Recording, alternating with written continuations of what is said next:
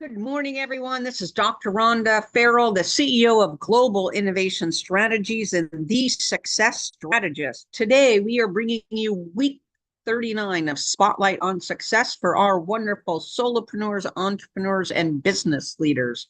And today, we're going to build upon the 2024 year of topics to date and really dive deep into customer-centric innovation and how to build what your customers really want. It's all fine and good to come up with these great product ideas, great service ideas, great portfolios, but if it's not something that your client is going to value, then either you have to find a different niche to market that to where that will have value, impact, and allow you to generate optimal amounts of revenues, or you have to rethink your strategy. So a lot of organizations, before they deep dive into creating that phenomenal portfolio of products and services, they back it up. They have decided their business model is to deliver to the global marketplace only that which their customers value. And how do they go about doing that? The first thing is they want to understand the marketplace so that they can remain relevant, competitive, and really able to meet the ever-changing demands, especially in the pace of accelerated innovation that we are living in today. And so first and foremost, if we want to move to this customer-centric innovation model, we need to understand our customer. But first, even before we understand our customer, we have to have some idea of what is the demographics, psychographics, the personas, the niche, the age, the gender, the location, the type, the facets to that customer diamond, if you will. We have to be clear on who we want to serve, and more importantly, the why we want to serve them, because then that will help us build potentially multiple customer bases or multiple customer personas around the world. We always say, envision global, act local, but we need to also bring the differences between the global population that we want to serve and the local population and understand what makes them unique. How can we build our messaging, our content, our approaches, our relationship building so as to drive awareness and engagement and have that really heighten the know, like, and trust factor with regard to the products and services you're bringing to the market. Again, business owners, entrepreneurs, solopreneurs want to know that you care about their business and their outcomes. And when they know that you care about them, they'll care about what you're offering to them. So the first thing is understand your customer. And we, again, through the lens of you having ideated and created an ideal persona of who you want to serve and why. And so we want to blend these two. We want to understand perhaps a customer journey map. We want to analyze how that customer or set of customers might interact with your product or service at each touch point across that journey map. And then we want to identify the areas of opportunities, but also their pain points and challenges. So the more we can speak to what they may be experiencing, pain point, challenge, opportunity, and we're able to infuse that in our messaging, as well as the ultimate benefit that they're going to receive.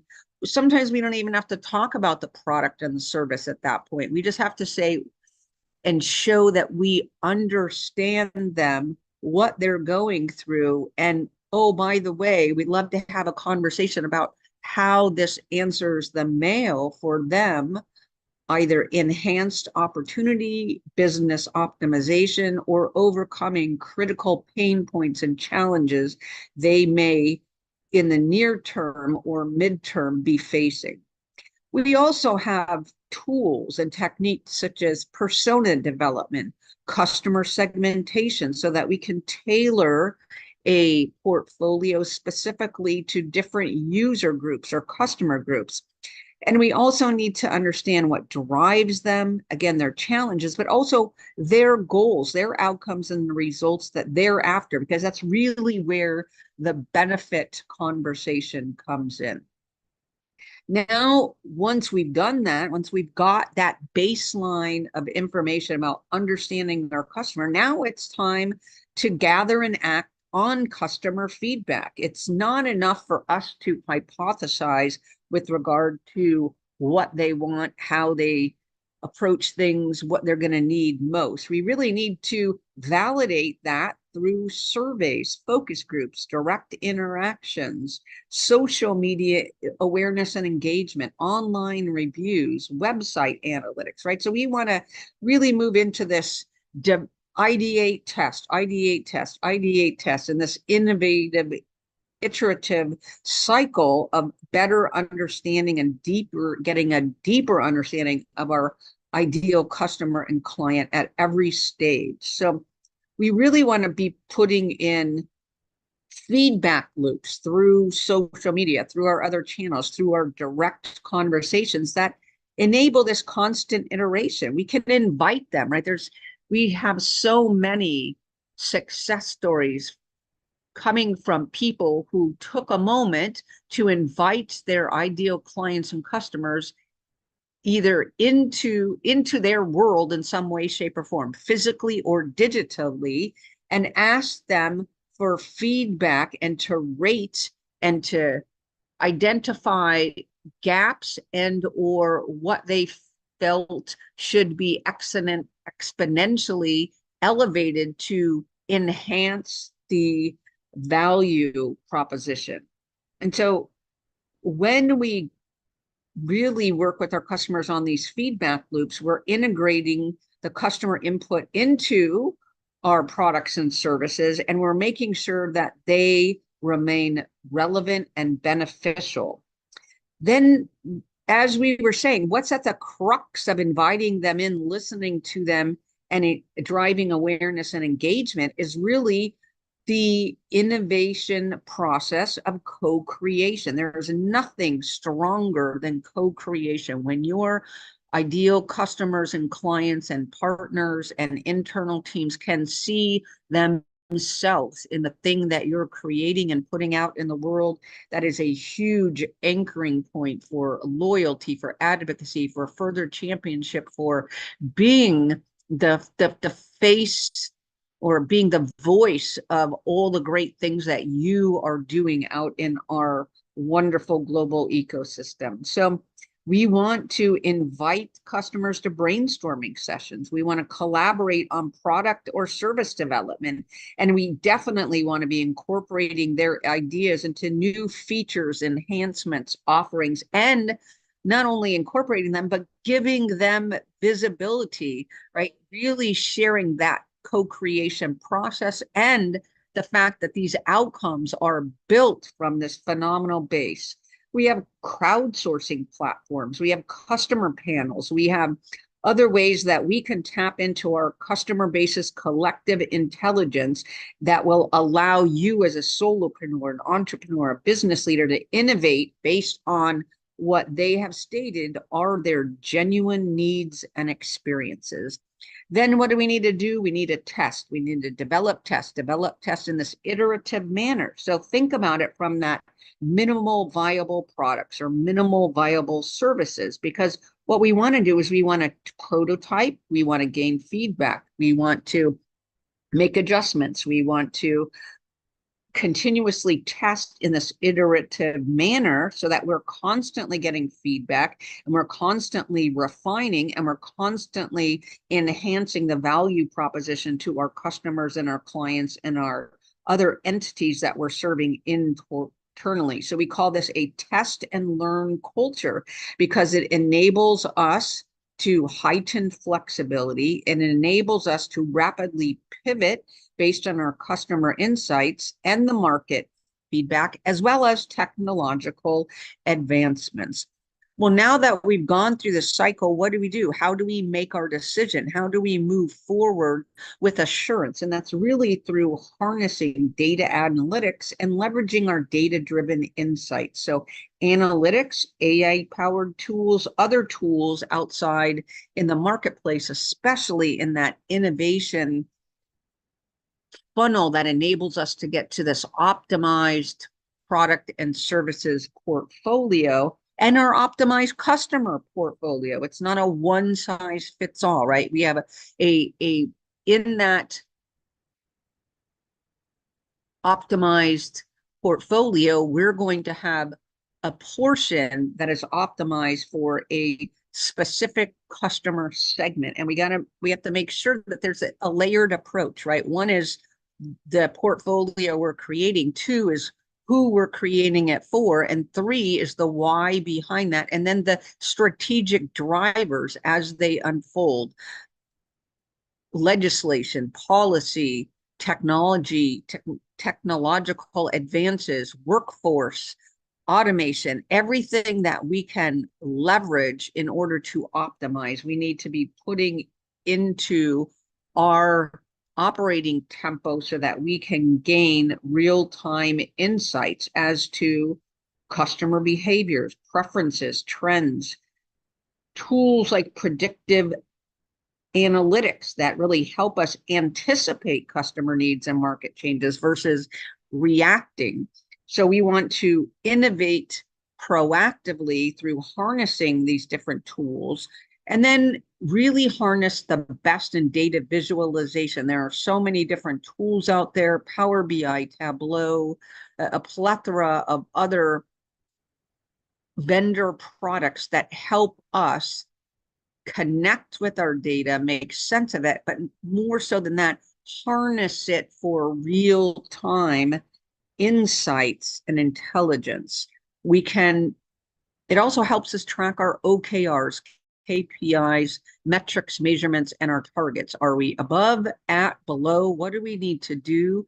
Do we need to pivot? Are we at a seminal gate where it's a go, no-go decision for a certain portfolio offering going forward, or to add something new to the portfolio, right? So we have to look at this from the end in mind and reverse engineer our processes backwards to say, what do I need to be able to see for a decision point for our solopreneurs, entrepreneurs, and business leaders to make a keep going, pause, prune decision on our balanced portfolio going forward. We also have things like customer satisfaction surveys, net promoter scores, customer effort scores, customer churn rates. There's many different ways of slicing and dicing the insights that we can be gaining. But again, it's best if we start with the end in mind, understand what are going to be our core decision points that we need data on and made visible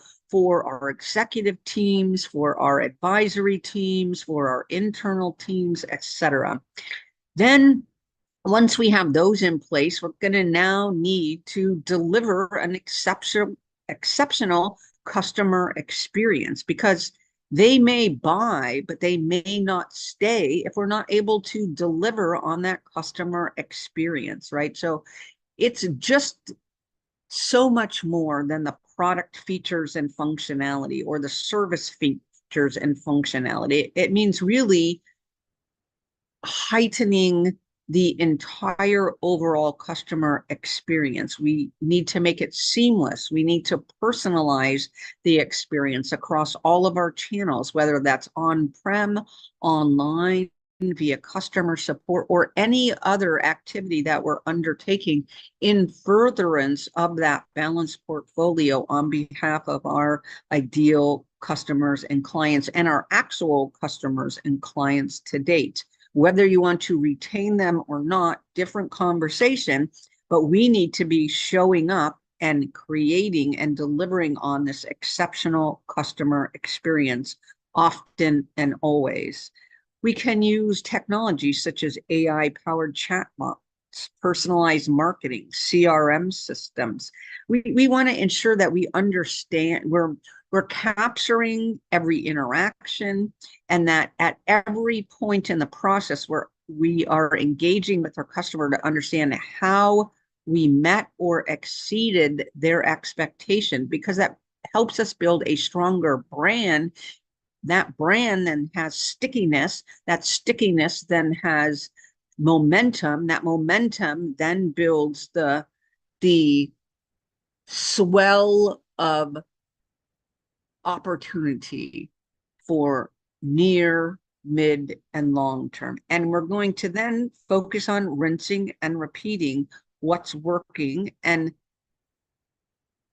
iteratively removing what's not and advancing the value proposition through this. Last but not least is building customer loyalty and advocacy, because happy customers become your best advocates. Word of mouth advertising about how good you are and the product and the services that you offer is phenomenal. So we want to create loyalty programs. We want to reward customers for their continued support and build deeper brand connections.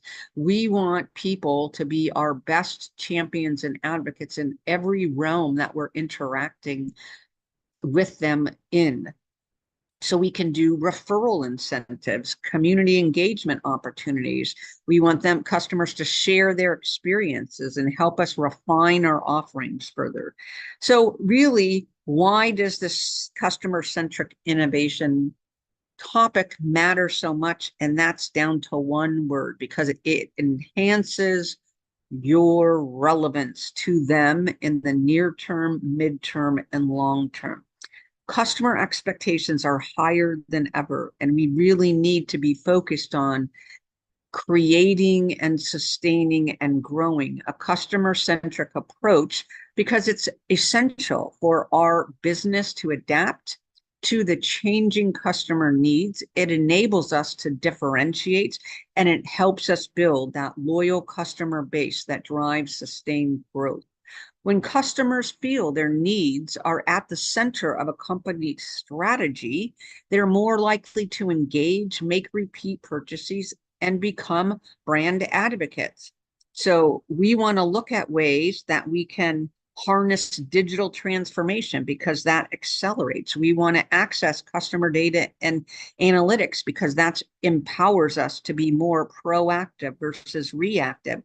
We want to make sure that we're following an agile, flexible life cycle so that we can make quicker adjustments to our products and or services and or offerings, so that we can maintain a leading position in the market. And that customer experience and that co-creation and the integration of all things that they have identified is one of the main means to be able to achieve that. So our practical takeaways for entrepreneurs and business leaders are today: make customer insight a priority. Regularly gather, analyze, and act on customer feedback to ensure you're innovating around real needs. Encourage a customer-first culture. We want to build a company and an organization that values customer input, with all of our employees, contractors, partners, customers, clients, our leadership, to the frontline staff, anyone who is engaged in and aligned with delivering exceptional customer value. We want to utilize technology to its fullest to enhance our customer interactions. We want you to embrace AI, data analytics, CRM systems, because that enhances the customer journey. It helps you anticipate their needs, and it helps you personalize the experience that you're giving to them. And now we want you also to iterate fast and learn from any offerings that didn't quite meet your guidelines or meet your baseline, because when we test concepts quickly, we learn from the feedback and we're able to pivot as soon as we realize that something isn't working. But we can't get there unless we measure and engage our customers and clients for greater value along that entire customer journey. So by taking a customer-centric approach to innovation, businesses not only build better products and services, but we create stronger relationships with you and your organization, thus ensuring long-term loyalty and success. So again, this is Dr. Rhonda Farrell, the CEO of Global Innovation Strategies, the success strategist. We invite you to enable us to, we say, help me help you. Engage with us. Tell us your success stories. Tell us your challenges. Tell us your areas where you want to improve or build upon this customer-centric innovation, and we want to 10 to 25x your success. This is Dr. Rhonda Farrell signing off from week 39 of Spotlight on Success, Customer-Centric Innovation, how to build what your customers really want.